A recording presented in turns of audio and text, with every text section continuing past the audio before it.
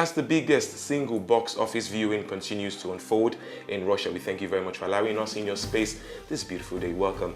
It's all about the game, a special production brought to you by AfriOne Mobile and Now. AfriOne Mobile, the first ever made in Nigeria smartphones and tablets.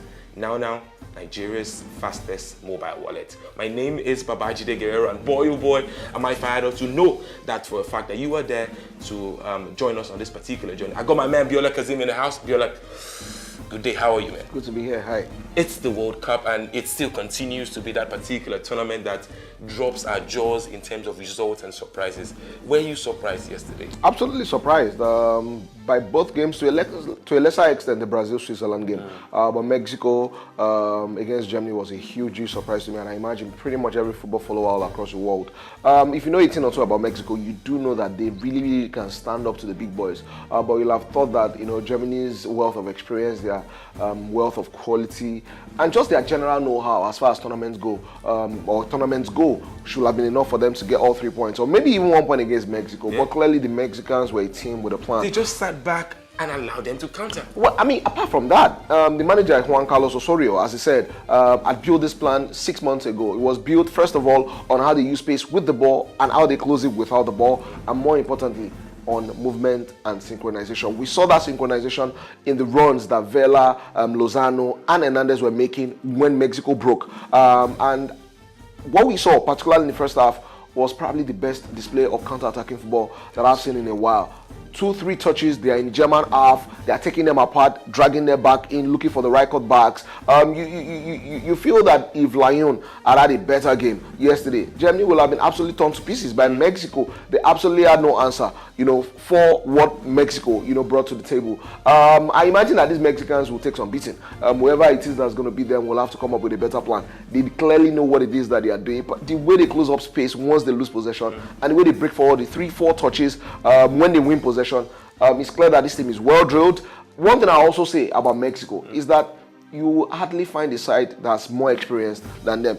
Pretty much every member of this Mexican side have at least 50 caps. People like Chicharito are doing 100 and above. Vela and Co are crossing over 100. So this is a team that is, even though they've had 12 managers in the past 12 years, this group, as epitomized by Rafael Marquez, who is playing his 5th World Cup, 4 of them as captains, goes to show you that these guys have been together for a very long time. They know each other, and to some extent, even club form doesn't impact who starts and who doesn't start for Mexico. You have somebody like Salcedo still starting, for Mexico in his position. So in general, what we saw yesterday was a victory of experience, was a victory for a manager who clearly knew what it is that he was doing. This German team have, even though they've won only one of their last 7, they have only very, very few chinks in their armor. For a manager to figure them out the way Osorio, figured them out, for me, it was a real display of astute and pragmatic management. Oh, well, for Switzerland, talking about figuring out now, for Switzerland, they didn't figure out Brazil now, did they, in the first half, especially when Coutinho, Coutinho reminds you of a certain David Beckham, who has practiced over time a trademark free kick. The way he bends his body, Bella, we're just saying off cam how phenomenal a player like that could be. And I saw your tweet yesterday. And speaking about tweets, and remember that you can also tweet us and tweet at us on at AfriOne Mobile, and of course at Now Nigeria on Twitter, Instagram, and Facebook. And of course, do well to subscribe to our channel on YouTube. That's AfriOne Mobile. Today's game would also be very, very interesting. But before I go to that, we got to talk about Brazil. Yep. We talked about how very, very regal they are. But yesterday against Switzerland, especially in the second half, they lost all those panache and calm at some point. Well, I thought they started very well, Brazil. I particularly like their lineup. I like the fact that they are playing centre backs, they are real centre backs. Thiago Silva, Miranda, both of them. The heart of that Brazilian team is all about solidity and graft, which has been coming. They had it I thought the peak of that was in 2002 when they won the World Cup, where they had Emerson in the middle of the park. Casemiro is probably the closest thing that they have to Emerson. The 4 guys in the heart of the Brazilian team is Thiago, Miranda, Casemiro, and Paulinho. These guys are not known for skills. It's all about solidity. And of course, they are expecting that Neymar, Coutinho, Gabriel Jesus, and Willian, to a lesser extent, will bring the flair and the magic. In the first half, they looked very comfortable. It looked like this might be a cruise. When they scored the goal by Coutinho, we thought that it would be a victory once again, not just for the team from a system point of view, but also individual quality, because that goal was all about individual quality. But ultimately, if you know anything about this Switzerland side, they can be plucky, they can be stubborn, and they can be quite effective. They are sixth in the world for a reason. I think they lost only one game in qualifying. They are incredibly difficult to beat, actually. In major tournaments, they've always had situations where in the second quarterfinals, they get to meet teams that ultimately will go on to win the tournaments, or teams that will go really deep. And so that little lack of individual quality that they have usually show up. But as a collective, very experienced as well, similar to the Mexicans. If there's any notice that you need to be served about them, remember in 2010 they beat Spain in the first match, even though Spain went on to win the World Cup. They can be that type of team. I thought that in the second half the Brazilian intensity dropped off. You got the feeling that once Switzerland got in their faces, they lost their rhythm, they lost their composure. There is still enough quality in this Brazilian side for me to remain as favorites. But what we are seeing across this whole competition, in how close the margins are in all of the results. Take out the Nigerian Croatia game and the Saudi Arabia Russian game. Pretty much every game we've had just a goal in between or something like that. It's been a really, really close World Cup. What that says is that this World Cup is not just going to be about individual quality or brilliance. You'll have to graft. You'll have to work hard. Your manager has to have a clear idea of what he's doing. And it all makes for an interesting World Cup, from a neutral's point of view. And I imagine that even the guys who will go on to win would like to think that, look, this World Cup really tested us. We brought our A game to the table, and we had to figure out all sorts of things just to make sure, eventually we emerge as champions. It's going to be very, very interesting to see just how this particular World Cup will pan out, because it's also going to be interesting to see how well you follow. And we're speaking about follow, for a fact where to go to in terms of quality talk like this one. So quality football is what we want to see definitely today, when we have three matches, I beg your pardon, on the offering. Of course, we've got to know that Tunisia will play England, Belgium will play Panama, and what's the last game now, Viola?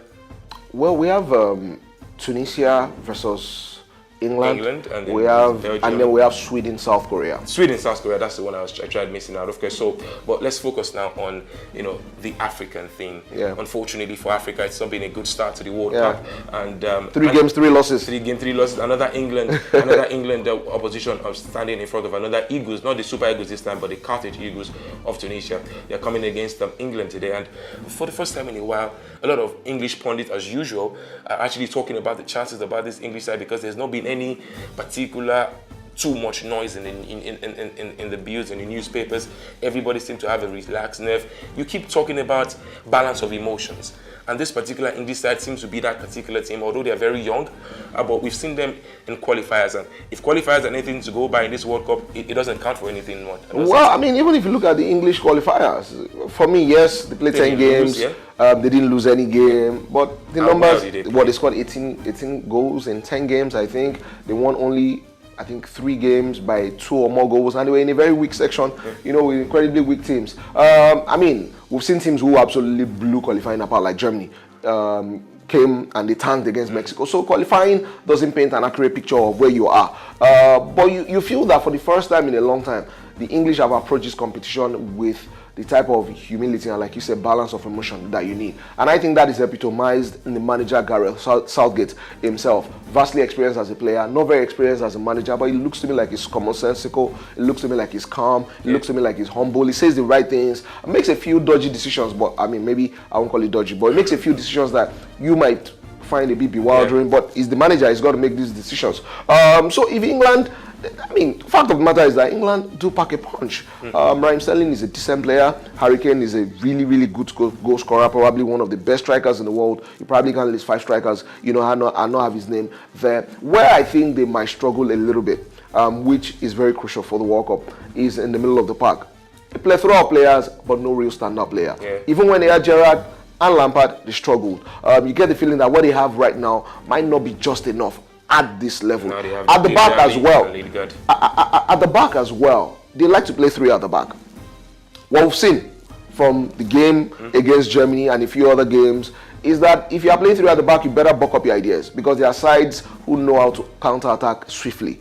3 at the back will present spaces in channels and in the wide areas if your wing backs don't get back quickly for teams to explore. Pretty much every tactic will come with his own chinks and armor. But as a collective, the England have got to figure this out tactically. You hear them.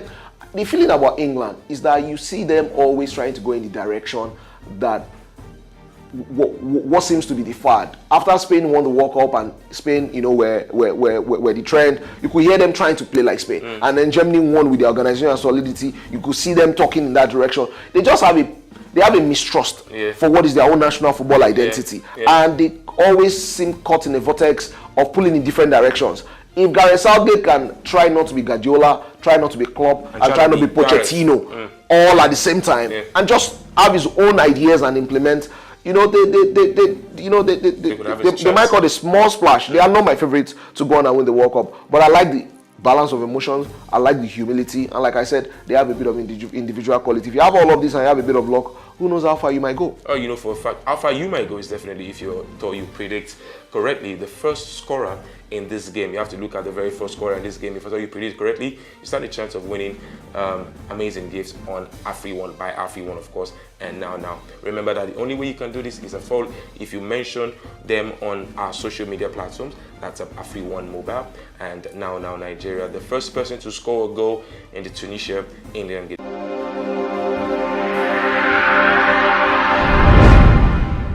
Now to the last game of the day, which is going to be the one we're going to talk about at this point in time, Belgium-Panama.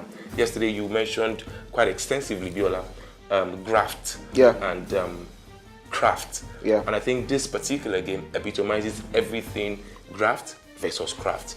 On one hand, you got a team that has scored 43 goals during qualifying, they didn't lose as well. The player, Romelu Lukaku, scoring 11 goals in that mix, 2 goals more than Panama scored all through their qualifying.